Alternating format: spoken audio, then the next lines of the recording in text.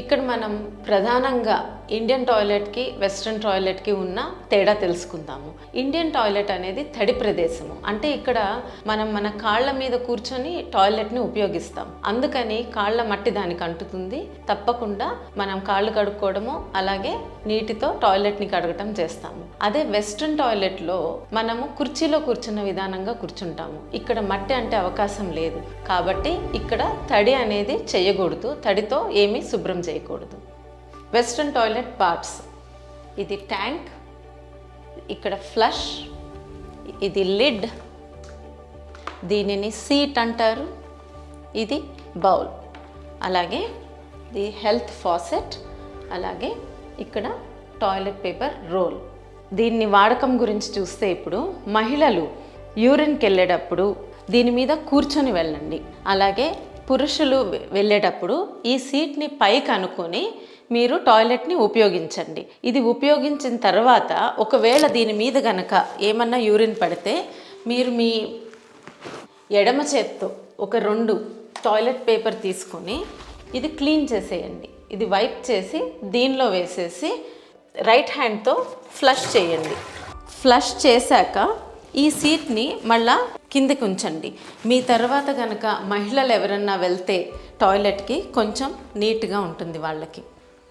ఇక్కడ కొన్ని scientific studies ఏం చెప్తున్నాయంటే మగవారు కూడా కూర్చొని యూరిన్కి వెళ్ళడం వల్ల 2 ప్రయోజనాలు ఉన్నాయని సూచిస్తున్నారు. ఒకటి, కొందరిలో ప్రాస్టేట్ గ్రంథి వల్ల పూర్తిగా యూరిన్ ఖాళీ అవ్వదు. అలాంటప్పుడు కూర్చొని వెళ్ళడం వల్ల కొంచెం ప్రెషర్ ఉండి యూరిన్ కంప్లీట్గా ఖాళీ అవుతుంది. దానివల్ల వాళ్ళకి యూరిన్ ఇన్ఫెక్షన్స్ రాకుండా ఉంటాయి. అలాగే రెండో విషయం ఏంటంటే ఇంట్లో ఆడవారు కూడా ఒకే టాయిలెట్ వాడుతున్నప్పుడు కూర్చొని వెళ్ళడం వల్ల ఇంట్లోని ఆడవాళ్ళకు కూడా మీ టాయిలెట్ శుభ్రంగా ఉంటుంది. ఇప్పుడు ఆడవారు కానీ మగవారు కానీ టాయిలెట్కి వెళ్తే ఈ సీట్ మీద కూర్చొని వెళ్ళండి. వెళ్ళినాక మీ టాయిలెట్ అయిపోయాక రైట్ హ్యాండ్తో కుడి చేత్తో ఫాసెట్ తీసుకొని ఇది లోపలికి పెట్టి మీరు ఎడమ చేత్తో కడుక్కోండి.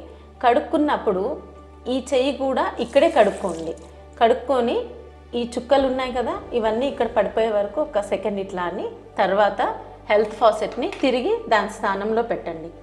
ఇప్పుడు మీరు గుర్తుంచుకోవాల్సిన విషయం, ఎడమ చేతిని ఎక్కడ మీరు టాయిలెట్ వేరే చోట్ల టచ్ చేయకండి సోప్తో కడుక్కునే వరకు. ఒకవేళ ఇది చేసినప్పుడు మీకు దీని మీద ఏమన్నా నీటి చుక్కలు కానీ ఏమన్నా పడినట్టయితే ఒక 2 టాయిలెట్ పేపర్స్ తీసుకొని నీట్గా దీనిని తుడిచి ఇప్పుడు ఫ్లష్ చేయండి. మీ కుడి చేత్తోనే రైట్ హ్యాండ్తో ఫ్లష్ చేయండి. ఇప్పుడు సింక్ దగ్గరికి వచ్చి మీ కుడి చేత్తో ట్యాప్ యూజ్ చేయండి. తడుపుకొని కుడి చేత్తోనే సోప్ తీసుకోండి. అలాగే ఒక 20 సెకండ్లు చేతుల్ని శుభ్రంగా కడుక్కోండి. కడుక్కుంటున్నప్పుడు రింగ్స్ ఉన్నా కొంచెం లూజ్ చేసుకొని వాటి కింద కూడా కడగండి. ఈ కడగడం అయిపోయాక ఈ ఎక్స్ట్రా ఉన్న నీళ్ళని ఇక్కడే చిలకరించేసేయండి, లేకపోతే ఇదంతా కింద పడతాయి. ఇప్పుడు టిష్యూ పేపర్ తీసుకొని చేతుల్ని శుభ్రంగా క్లీన్ చేసుకోండి. నాప్కిన్ ఉంటే నాప్కిన్తో చేసుకోండి. మిగిలిన పేపర్తో ఇక్కడ ముఖ్యంగా ట్రైన్లో కానీ ఎయిర్పోర్ట్స్లో కానీ ఫ్లైట్స్లో కానీ క్లీన్ చేసేసి డస్ట్బిన్లో పడేయండి. ఇక్కడ మనం టాయిలెట్లో చేయకూడని విషయాలు కూడా తెలుసుకుందాం. ముఖ్యంగా ఒకటి, దీని మీద కూర్చునే ముందు చాలామంది నీళ్లతో కడగటం చూస్తాం.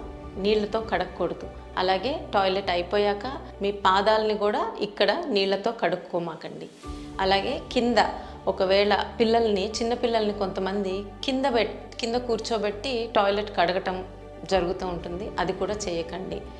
టాయిలెట్ మీద కాళ్ళతో కూర్చొని వెళ్ళడం కూడా చేయకూడదు. టాయిలెట్ బౌల్లో టాయిలెట్ పేపర్ తప్పించి ఎలాంటి వస్తువులు దానిలో వేయకండి. టాయిలెట్ పేపర్ కూడా 2 షీట్లు వాడటం మంచిది. అంతకన్నా ఎక్కువ వేస్తే దానిలో జామ్ అయిపోయే ప్రమాదం ఉంది. అలాగే ఇక్కడ ఫ్లష్ చేశాక మీరు ఫ్లష్ చేశాక 1 సెకండ్ ఆగి చూడండి. క్లియర్గా ఫ్లష్ అవ్వకపోతే 1 నిమిషం ఆగితే ఈ ట్యాంక్ మళ్ళీ నిండుతుంది నీళ్ళతో. అప్పుడు 2వ ఫ్లష్ చేయండి. అలాగే ఏదన్నా దానిలో స్టక్ అయిపోయి ఉంటే గనక ఈ హెల్త్ ఫాసెట్తో దాన్ని క్లీన్ చేసి తర్వాత ఫ్లష్